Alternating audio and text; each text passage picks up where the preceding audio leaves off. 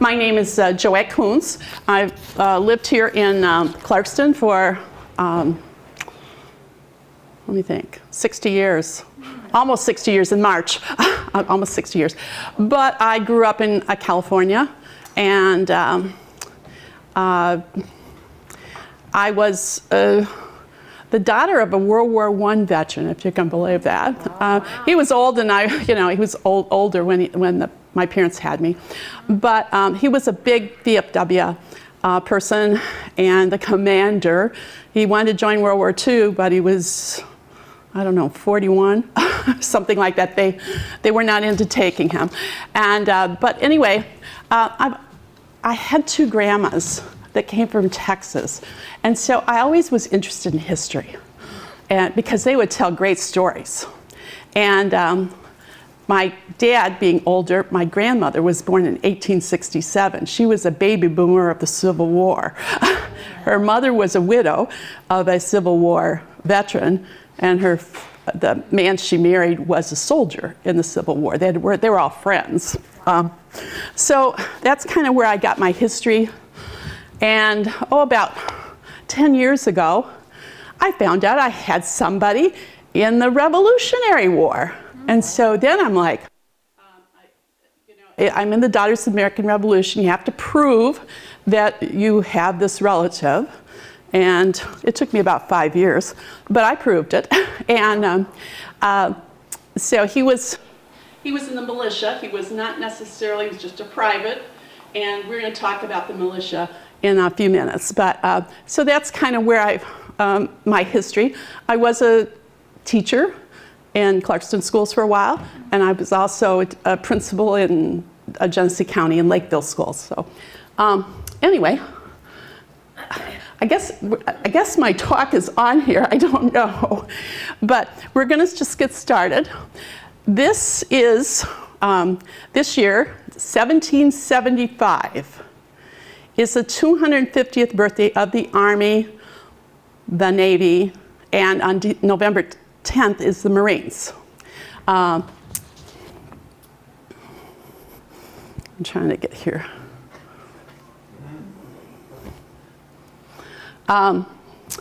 So you can see how this sort of happened. We're going to talk today about just the first or second year of these branches of service, and a little bit about how they came about. But I want you to remember, we had no president. The King of England was our monarch.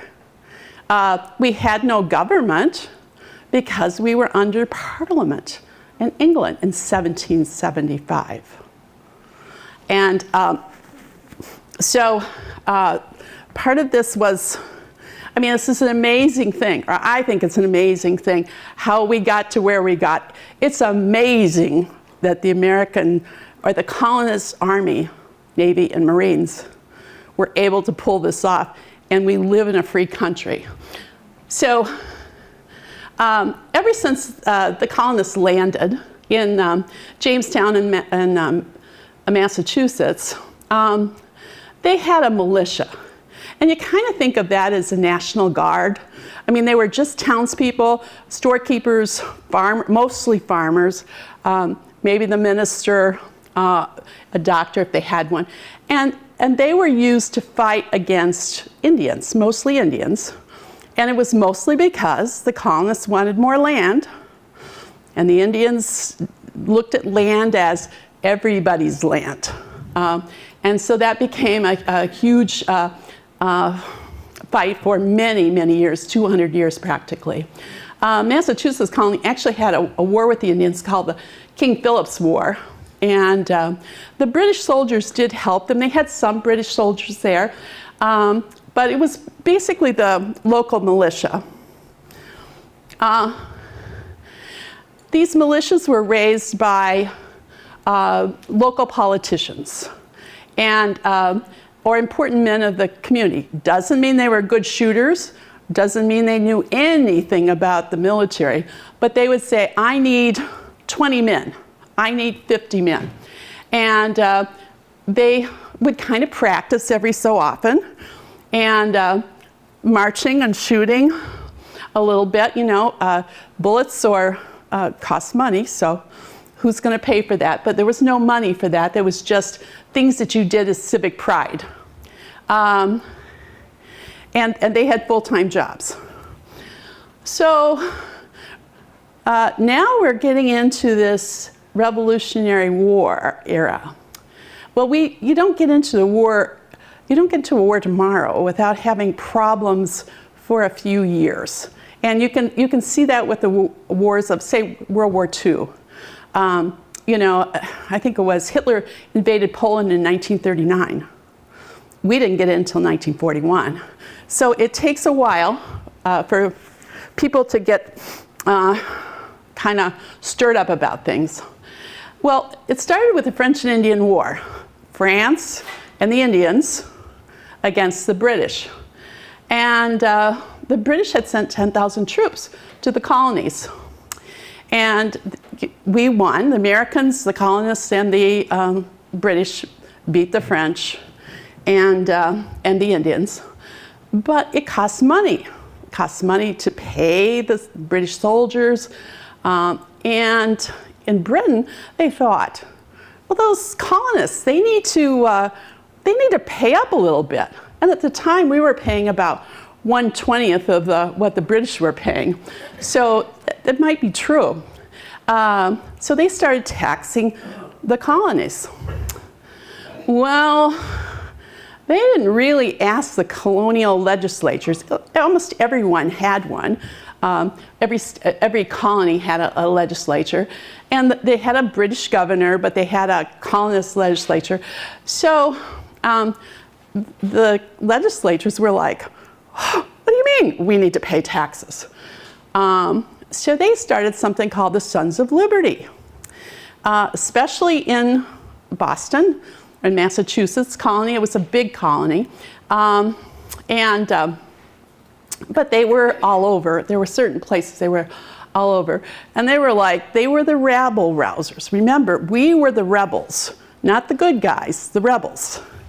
And so they had the Townshend Acts. They would charge you for paper. They would charge you for glass. There was taxes on glass and paper. And then there was the Boston Massacre. They had sent some they'd sent some British troops to Boston because they were kind of rabble rousers. And a group of 15, 16, 18-year-old men were taunting the soldiers. Gun went off and 5 people were killed. Well, Boston, you have to think of, Boston got us into this American Revolution. Good or bad, they got us in there. And then the Boston Tea Party, and you all know, they dumped the tea. And one of those Sons of Liberty, and he was also very big in the Boston Tea Party, was Samuel Adams. Now today we know, we don't hear about him in history, we see him on the grocery shelf. He's the bottle of beer, you know, Samuel Adams, cousin of John. He was a great orator, a bad brewer. He lost all the money his father gave him. He was just really bad. Well, after the Tea Party, the king says, you know, we have the coercive or the intolerable acts. And so the king, you know, King George has said, you're just personally obnoxious to us, you colonists. And so then they decided to do the Quartering Act, where they made the Bostonians give lodging to the British soldiers. So you had to give them shelter, bedding, beer, candles, cider, fireworks, and eating utensils. If they were quartered or lodged in your home. So that was the Quartering Act. Made the Bostonians furious. And so it's just boiling in Boston. The colony's response, the other colonies were watching. They weren't absent from it, but an attack on one colony was attack on all. South Carolina was kind of another place that was very much a rebel state, and Virginia. And Thomas Jefferson said, "We'll be ready to join with our fellow subjects." Now it's interesting he says that, you know. So the colonists, you know, knowing that they may need to protect themselves, maybe, or start something, whichever way you want to go, began to gather gunpowder and weapons. Now, almost everybody had a gun, some kind of a gun, and many times it was Dad's gun that he gave you, and you know, they were not necessarily new guns. They were not guns that were all the same in any way.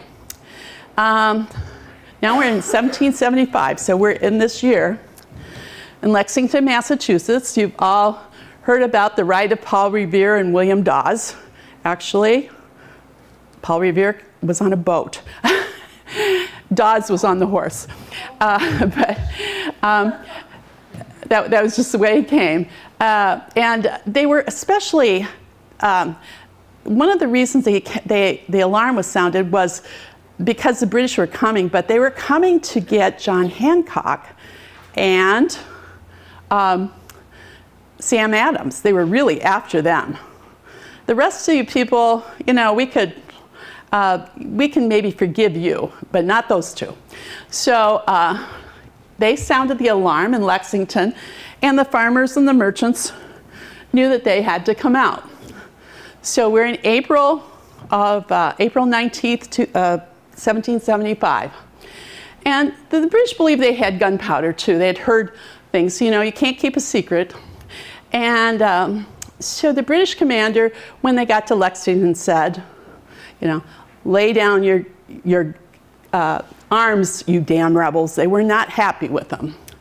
And Captain Parker, who was with the volunteers of the militia there in Massachusetts, Lexington, said, you know, we need to disperse.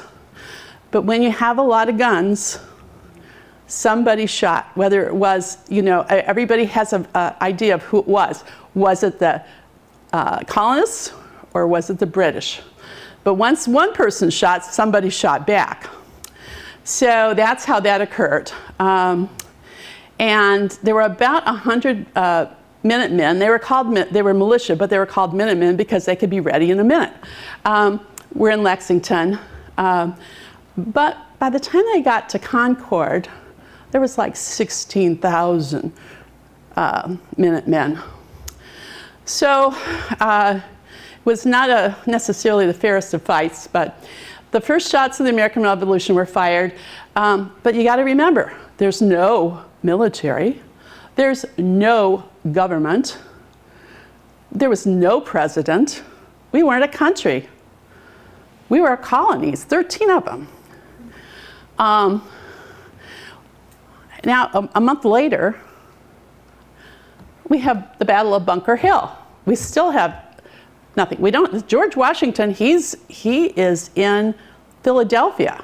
He's not even part of this. Artemus Ward was the commander of the Massachusetts militia. And he was kind of handling most of these things. But we lost at the Battle of Bunker Hill because we didn't have enough bullets or gunpowder. We also lost at Breed's Hill because we didn't have enough ammunition. We had the high ground. We were on top of the hills. That's a good place to be. And the British were on the water and then coming up the hills. But there was certainly more British than there were colonists. So the Continental Congress, which was a loose, it wasn't like our Congress today. It was, representatives from each colony need to meet in Philadelphia. They'd had the first one the year before. So now they have the Second Continental Congress. And General Ward, let's see, I'm going to go forward and I'll come back right here.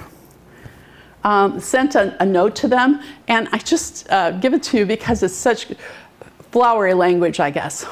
This is the colonists talking about the British, the barbarous murders committed on our innocent brethren. We each had a gun in our hand, but whatever. Made it absolutely necessary to immediately raise an army to defend our wives and children from butchering hands of inhumane soldiery, who incensed at the obstacles they met with bloody progress and enraged at being repulsed from the field of slaughter without doubt take the first opportunity in their power to ravage this devoted country with fire and sword.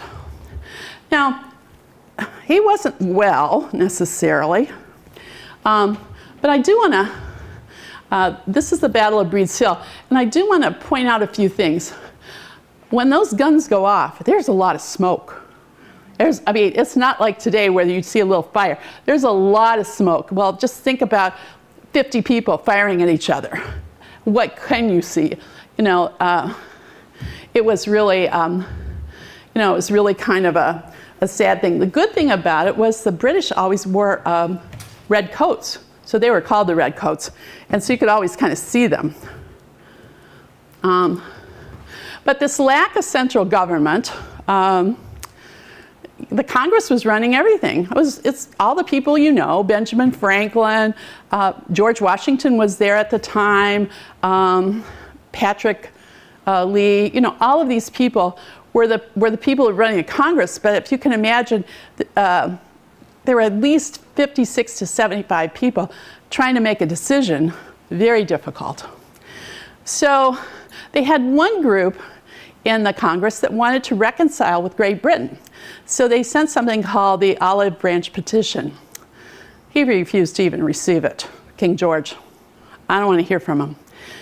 So there were a lot of places this could have stopped, but it didn't. And maybe it's very good that it didn't stop. But, and there was another group that wanted to go to war. The Adams cousins, John and Sam. And there were some Virginians that were pretty hot together too. They got a negative response to the Olive Branch Petition. They've decided, we need an army. They didn't say Navy, they didn't say Marines. We need an army. Well, then they had to decide who the commander was going to be. Now there's 50 or 60 people here, Not everybody's going to be happy. But Sam and John, they wanted George Washington. Not because of all the things he did. They wanted him because he was from Virginia. And if they had more colonies involved, then they would have more people involved. They were John Adams is a very quiet person in history sometimes, but he was very smart. So Charles Lee, he was a Virginian. He was a former British officer. He'd grown up in Britain. He wanted to be commander. John Hancock, we know him from the signature on the Declaration, the big signature. Well, he had no military experience, but he wanted to be the commander. And then other people thought about Artemus Ward, who had been kind of the commander, or Israel Putnam from Connecticut. Well, Ward had health issues. Putnam was 57 years old. That was pretty old in Revolutionary War times. So they were not kind of contenders. So they discussed it, and Sam made a motion to appoint Washington the head of the army, and which was a loose word for all the military. And John seconded it, and it went through. Lee, Ward, Putnam, and Schuyler of New York received appointments as major generals, and Hancock got to be the president of the Congress, so he had a job. Washington accepted the commander-in-chief, and he had just happened to have a prepared statement in his pocket. And all of the time he was at the Second Continental Congress, he wore his uniform because he had been in the French and Indian War. So he had this uniform, and so he walked around the Second Continental Congress, which had began in April, with a uniform. Other people wore street clothes. So if you study George Washington, he knew how to he was very politically astute. And he accepted it, and he said, I do not think myself equal to the command, but I am honored with it. Well, that wasn't the most awe-inspiring speech, and there were times, I think, in the next few years when they remembered that. So he became the commander and chief of the forces in the American Revolution, appointed by the Second Continental Congress. Now, there are 5 people who have been commanders-in-chief of the Army. They were, I don't know if I can say them all. There was Washington, there was Grant, Eisenhower was not, but there were 5 altogether. There's only been 5 in our 250 years. So Blackjack Pershing was one. So other people have been major generals, general of the Army, but they have not been completely a 5th star. So Washington leaves the Congress. He goes to organize his troops. Well, he's not organizing troops. They didn't enlist necessarily. They were farmers. They were there for the fight, sort of. The one thing about Washington that people liked was he learned from his mistakes. He possessed unmatched determination. He had a lot of grit and he had a lot of determination. He believed in God and he believed in the cause. So he arrives in Boston. The first thing he notices is, well, the sanitary conditions are not very well. You know, more people die from disease in the Civil War than were killed. Same thing with the Revolutionary War. Almost up to the Vietnam War, you were more likely to die from disease than you were from actually being shot or blown up or whatever. The colonists, these farmers and merchants and whatever, were going up against the most professional army in the world at the time, which was the British Army, Navy, and the Royal Marines, as they were called, the British Royal Marines.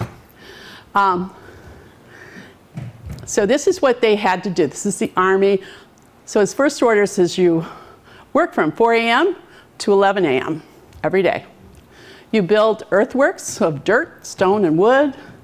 You gather and cut firewood because we need warmth. You have to build and repair your huts and your tents. Officers were quartered in homes, so they had to help with the chores and keep the homes repaired. You had thousands of horses at the time.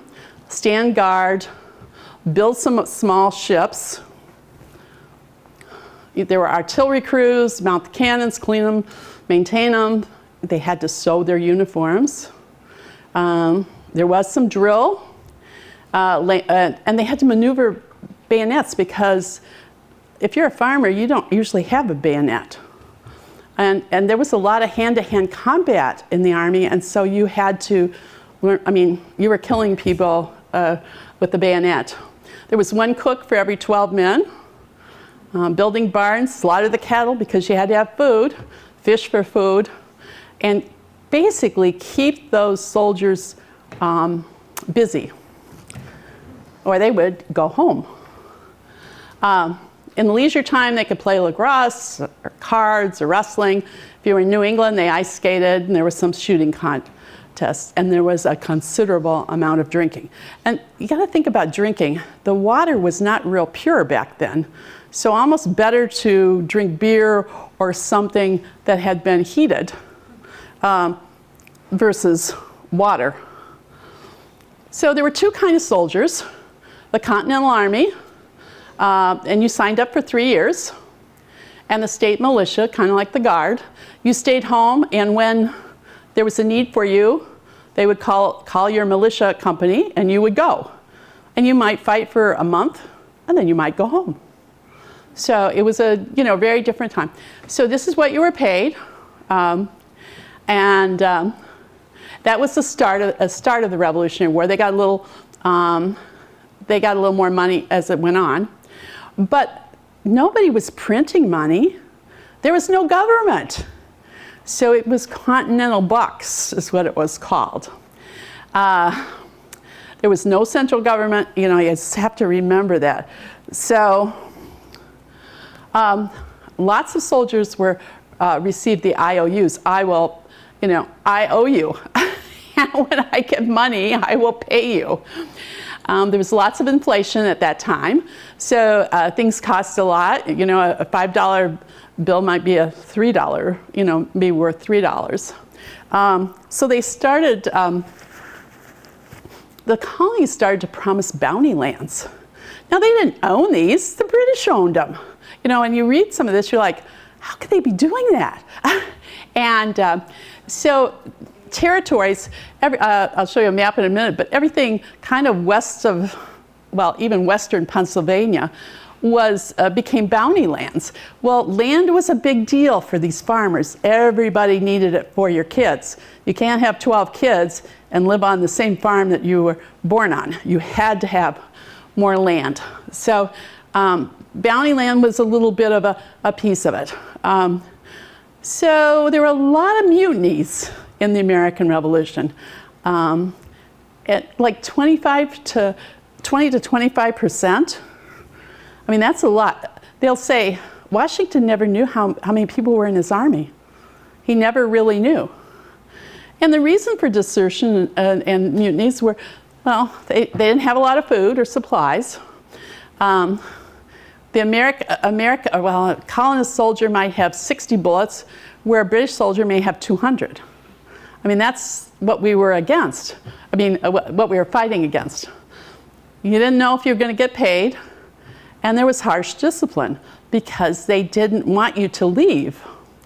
And some people had just a fear of combat because they'd shot squirrels and deer and things like that.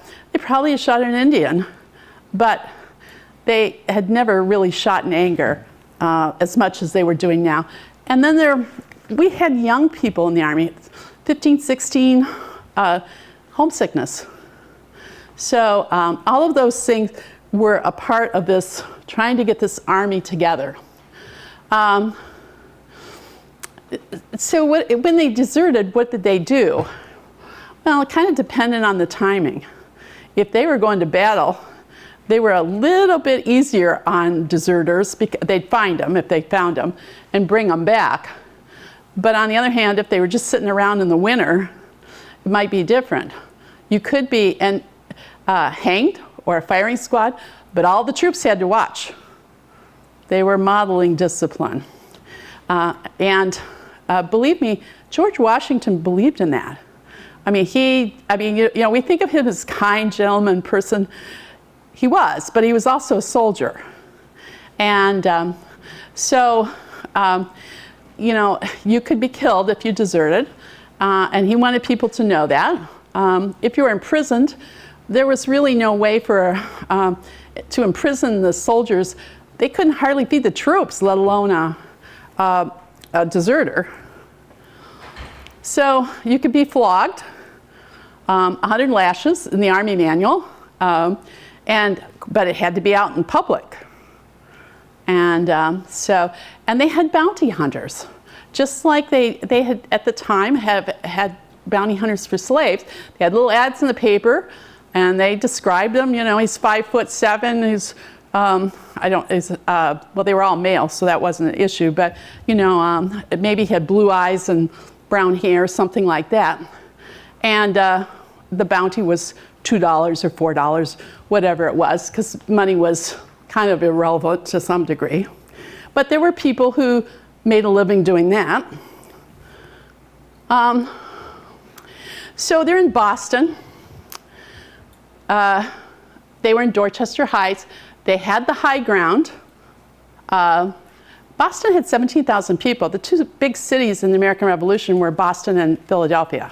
New York was not that big at the time.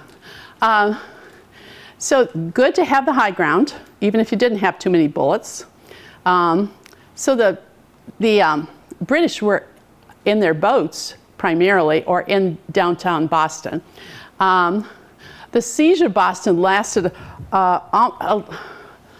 about 7 or 8 months until July of 1776, when the British said, we're not doing this anymore, we're going on to New York.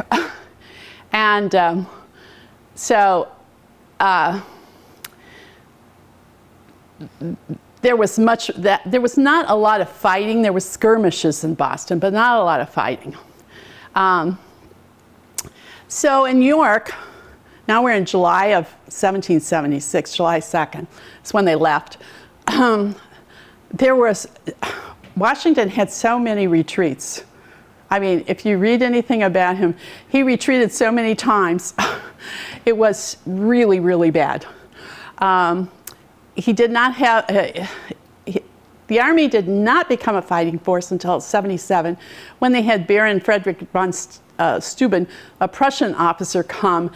They were at Valley Forge then. And he marched them, and he was a very strategic person because there had been tons of wars in Europe. But these Americans didn't know how to really fight, didn't know how to be an army. So that's really when the army kind of congealed together a little bit more, and that was very helpful. After that, they still lost a lot because the army went on to New York, Pennsylvania, New Jersey, and then there was a lot of fighting down south. Part of the thing was you had different groups. The Indians fought with the British because the British promised them, we will not let those colonists go west of the Ohio River. We had, so the Indians believed them, unfortunately. And though we had some Indians with us, and then, let's see, there was the Hessians, which was the German army. Britain paid them to fight in America. And there was some Scottish-Irish that the British paid to go and fight in America. So they weren't all British soldiers from Britain, I should say. We had the French, and the French were kind of, I'm going to see how this goes. You know, I don't want to really get in a fight with Britain. Maybe these people have a chance. And eventually, as it got to the end, this war was 8 years. 8 years of a very, very long war on our grounds. So that's kind of the beginning of the army. It was a rough, how they ever won, who knows? But probably if you go back to Washington, he had a lot of grit, he had a lot of belief, and he kept going. And even when people didn't believe he could go. And there were other people that supported him. Henry Knox was a bookseller in Rhode Island. And, but he always studied military history. Well, they didn't have any cannons. We just didn't have any cannons. So, but at Fort Ticonderoga in New York, we were able to beat the British there, and the cannons were ours. But that was 300 miles from Boston, 300 miles over hills in December. Henry Knox brought those 300 cannons with troops, and got them there in January. It was a miracle. It was just a miracle. And here's this little, well, he was a big guy, but he was a bookseller. He'd never had any military experience.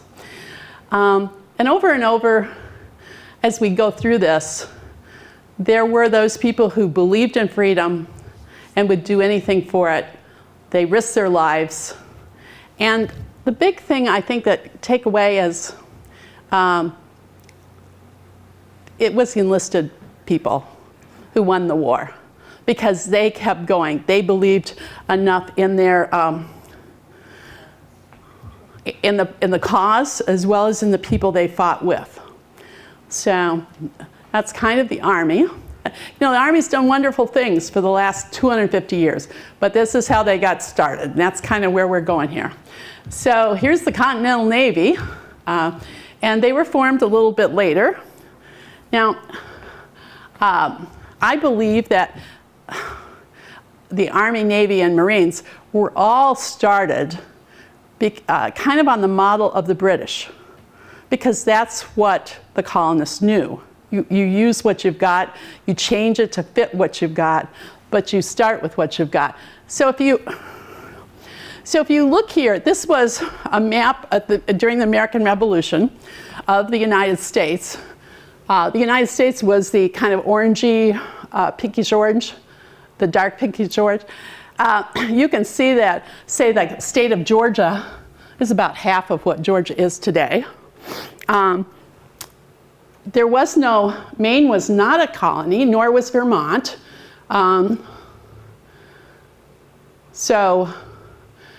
Even North Carolina and Virginia were a lot shorter than they are today. Pennsylvania too, New York. Because we'd been here about 100 years, a little over 150, maybe not quite 150 years. So, but if you also look here, look at the coastline. That's how people did business. The colonies traded with the colonies. The colonies traded with England. So fishing, boating, all of that was just kind of a normal thing. Each of those colonies had boats or ships, depending on what you want to call them. And the Army was in the we're back to 1775. The Army was in a stalemate with in Boston. So the Congress said, well, we think we need a navy, so each of your colonies need to provide for safe harbors at your own expense.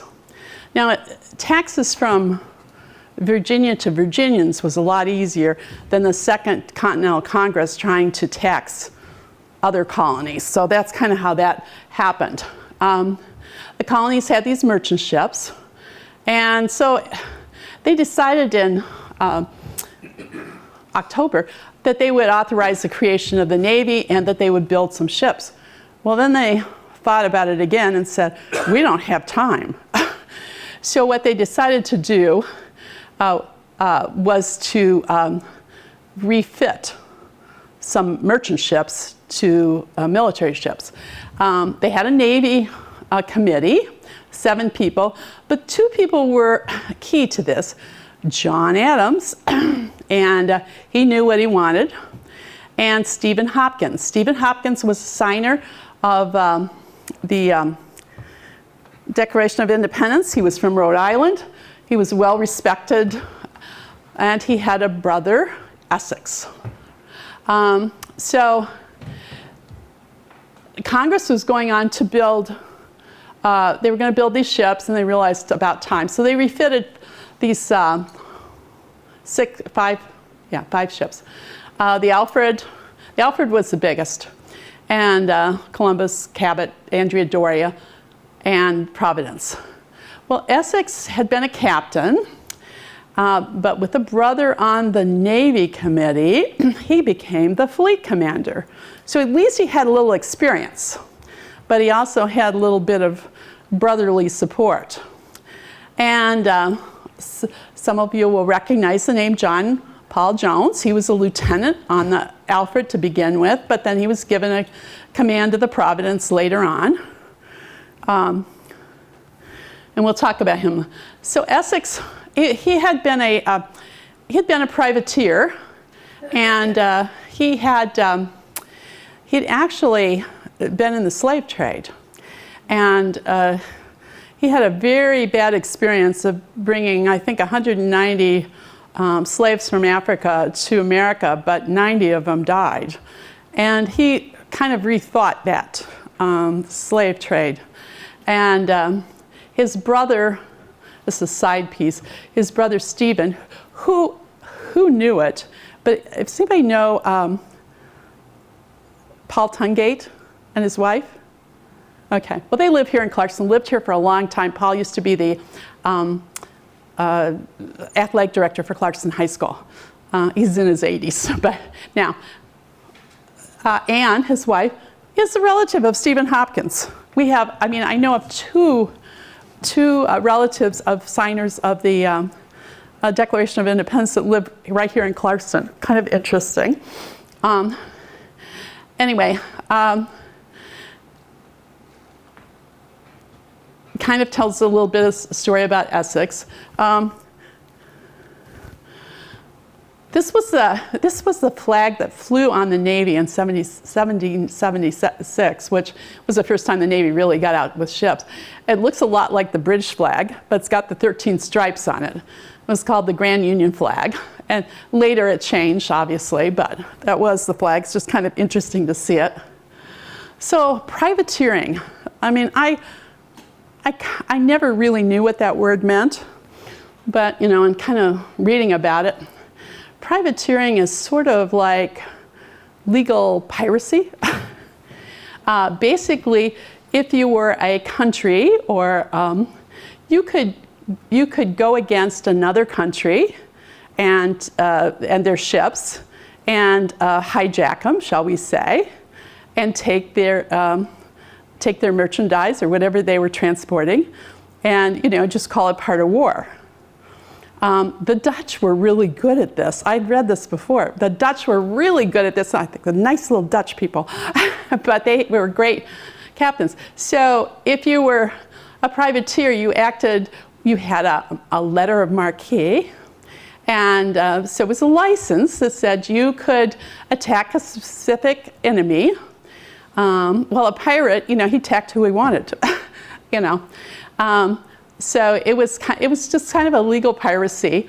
And the colonies, they knew all about it, and they participated in privateering to obtain their ammunition and supplies and all kinds of things, because all the supplies had to be sent from England to those troops, unless they could find food, they found food from farmers and things like that. But it's kind of legal piracy. And that's how they gained a lot of things. They just overtook the ship. They had guns on there, and either they could steal it or they could have a fight about it. Lots of the men that were seafarers, they were from New England, they were the people who became the first sailors in the colonial Navy. Now, John Paul Jones, he's remembered as the father of the Navy. He was born in Scotland. His name was John Paul. He joined the British Royal Navy, and he sailed the world. But at some point, he had a problem where he killed one of his seamen over a mutiny. And he was a very popular seaman. So the British were looking for John Paul, not the seaman. The seaman was dead, so they were looking for the killer, and that was John Paul. So he fled to America, Virginia, and he added Jones to his name, harder to be able to catch him. And so that was kind of how he came to be. He was daring, he was pretty smart. He was 5'5", and he always liked to dress well. His most famous quote was, he was on the Bonhomme Richard, that was named after Ben Franklin, and he was fighting the HMS. HMS is Her Majesty's ship, Serapis, and off the coast of Britain, and you're like, well, you'd think they'd all be out here on the coast of America, but no, he was daring, and he was on the coast of England, and his ship was pretty heavily damaged, and the captain of the Serapis said, are you ready to surrender? And his answer was, and we all know it, I have not begun to fight. Well, what he did, he took the Bonhomme Richard was about to fall apart or sink. he took it and rammed it into the Serapis, and he won the Serapis actually. So that was kind of, I mean, you know, that was a real gutsy move, shall we say. So here's another thing that you would see on the American Navy or the colonist Navy, don't tread on me, you know, because you wonder where these flags come from.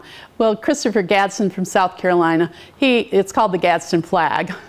And I'm a California girl originally, and I've lived with a lot of rattlesnakes, timber rattlers, and that's what that is. It was supposed, the flag flew on the first Navy ships, and the idea was, we're all together and don't tread on us, you know. I don't necessarily like pictures of snakes, but, you know, that's what you would see on the forefront of the ship. Oops.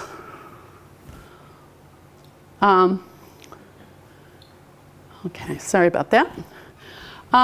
So kind of what were those sailors doing on those very first ships? Well, they were gunners and they were carpenters and cooks, and they rigging sails and scrubbing decks, all the things that you kind of think about those early settlers doing.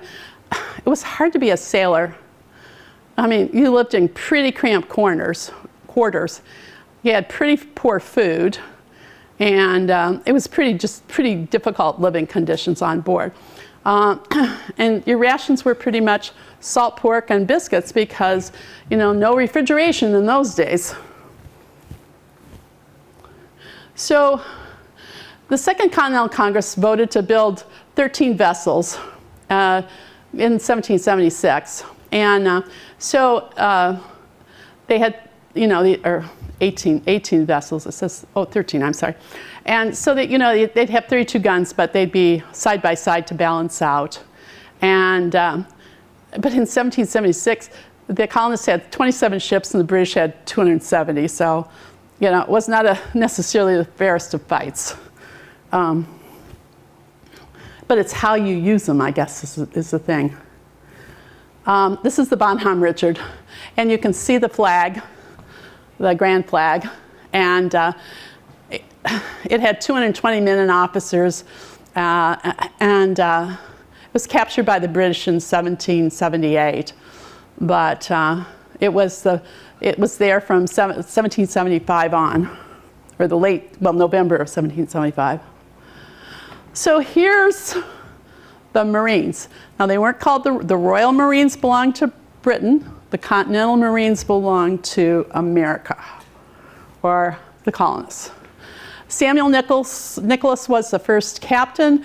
His parents died by the time he was 7. His uncle, who was the mayor of Philadelphia, took him in, and he attended the Academy and College of Philadelphia, which is now at University of Philadelphia. And he became a Freemason with a group at Toon Tavern. Now, do we have any Marines? Do you know what Toon Tavern? Did you ever hear of Toon Tavern before? Well, somebody said to me, oh, every Marine knows what Toon Tavern is. Well, Toon Tavern was at first recruiting. That was the very first recruiting. It was a brewery, and it's not there now. It's under Interstate 95 going through Philadelphia. It was the birthplace of the Masonic teachings, and George Washington was a Mason, so maybe that's how Samuel Nicholas became a friend of George's. They think of him as the first commandant. He ended up as a major, but they didn't have commandants back in those years. He fought the entire war as the Marines, but in Marine history, that's who you would think of as the first commandant. This is Toon Tavern. Toon means fun, and it became the recruiting station. And so the Washington and the Naval Committee, well, Washington, you think of the Army, he was over everybody. And so he was part of everything. And what they realized is, well, the sailors can't maneuver the boats. and fight at the same time. So we need Marines. And there had been the Royal Marines, and Washington was well aware of that. So the soldiers on board were the Marines, and they would fight, or they would get on, because you had to get on these other ships if you were privateering them, and whatever was needed. So their first voyage, they sent them to the Bahamas.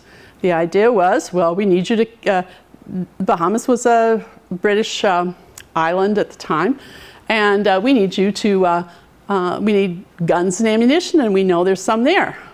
Well, they were very successful. But they had a little resistance on land, but they handled it. In 1776, Washington was fighting in New York and New Jersey, not very well, or he wasn't having much success, I should say, and he needed help. Oh, I'm going to ask the Marines. He had 2 battalions of Marines. I need them. So they learned to fight on land and sea. They were very well trained. They were very disciplined. They had the rules of regulation of the Navy. They were responsible for adhering to the rules. And the ship's officer was supposed to take care of that, but the Marines were supposed to help, which is kind of an interesting thing. Congress said they required a divine service be performed on board twice a day. Now, this is hard for me to understand, but you know, I looked it up, and divine service means religious service. So the Marines had to have it twice a day, as well as the Navy. The commanders were to suppress immoral and disorderly practices, and the Marines were supposed to help in doing that. Anyone that would swear, curse, blasphemy, the name of God, they had to wear a wooden collar. I don't know that that happened, but you know, today's Marines, I think they need to read that just to see what would. I mean, my stepbrother was a Marine, so I'm thinking. So food for the crew. You know, I mean, if you're going, Army has to have. You know, Army should have a good. I mean, Army, Navy, Marines, whatever, needs food. Well, so this is what you got in the Navy and the Marines. You got a pound of bread, a pound of pork, a half a pint of peas, 4 ounces of cheese, and a half a pint of rum per day. So, and they didn't have, Washington was trying to clothe his army because they were on the run. I mean, they were on the run, but they were also marching.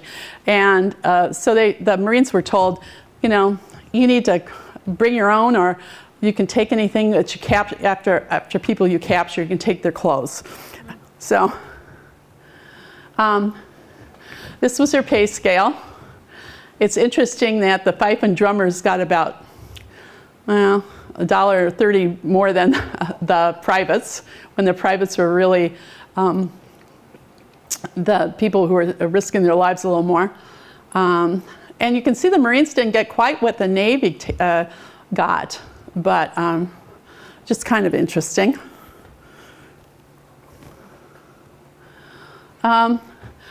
This was very interesting to me. Rhode Island had a lot of, well, they weren't black colonists, and they were servants, or they were owned by people. And John Martin was owned by someone, but he became the first Marine in April of 1776 when he enlisted. And Rhode Island as a state was told that, black colonists were told if they served in the military, they would be free. Now at this time, the time of the American Revolution, the North was pretty well, slavery was pretty well gone. It was on the wane. And so there were a lot of Rhode Islanders. In fact, they had to close that and stop that because they all wanted to serve. And there were other parts to that. So if black Northerners served with guns, what about the Southern black population? the plantation owners didn't want them to have guns because they were afraid they would have an uprising. So it was very interesting how that, but they did have black soldiers in all three branches of government at the time. So the Marines have went on to fight on land and sea when needed. They're celebrating their 250th anniversary on November 10th. I highly kind of recommend to you a couple of books. This is The First American Army, and it's been out since 2007. But what it does is it has, I think there's 8 different, people kept journals back then. And they wrote in their journals. And there were enlisted men, there were officers in the Army. They all, you can read what the journals say, and they tell a different story maybe than historians tell. In fact, one fellow was believed to have PTSD. He went to live in Maine, which did become a state, but he never was around a lot of people and things like that. So it was really interesting. The other book, which is a rather new book, is Washington's Marines. And it came out, in 23.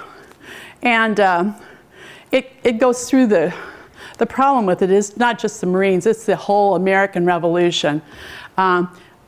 It talks about everything. And then there's this YouTube. I don't know if you go on, if you Google this John Paul Jones, the man who created the US Navy, if you go on YouTube, I think it's a 14-minute YouTube on him. It's very interesting. One of the things about him is he went on, well, after 1783, the war was done. He goes to Russia. He goes to Russia and signs on with Catherine the Great because she's in some kind of a war, and he becomes a captain in her navy. And then when that is done, and he's an older man, he goes to Paris. Well, that's where he dies. And so he's buried in Paris. Well, Theodore Roosevelt, you know, we're talking 100 and some years later, feels that John Paul Jones is the father of the Navy. He goes and gets his bones and brings them, and they're buried at Annapolis at the Naval Academy. So it's a really interesting, it's just kind of interesting how different people along the way make a difference. And but it's called Forgotten History, and it's a really interesting YouTube, free, no charge. They'll say, "Do you want to join the YouTube channel?" You say no, So that's pretty much it. There's my email and my phone number. And is there any questions? Well, it was hard to figure out what you really wanted to say because you're talking about, there's hours on the Army, there's hours on the Navy, and there's hours. It's like, what were they doing to begin with? In the 1700s. In the 1700s, and there was no government. I mean, there was not a president until 88. Or 1786, something like that. That's when Washington was elected president. But I'm trying to think. I don't have it in my head. History is not about dates, but it's about people, and all these people are fascinating, and how they did what they did, when they did what they did. John Paul Jones was really a tactician. I mean, he had such strategy, he had such grit. People like Knox, Washington, all of those people, John Adams. So this is sort of another thing, but John Adams decided, we need a Declaration of Independence. Well, we don't want to write it, and he was a great writer. He was a lawyer. We want one of those Southerners to write it, because we want them to buy into this United States. And so he asked Thomas Jefferson to write it. So, you know, it's this people that, you know, John Adams is kind of behind the scenes, but he's really pulling the strings here, you know. And so how these people became, you know, became who they were or what they did is a fascinating way. You know, they were in the right place at the right time, sort of, but that's, any questions? Well, thank you so much for coming. Now.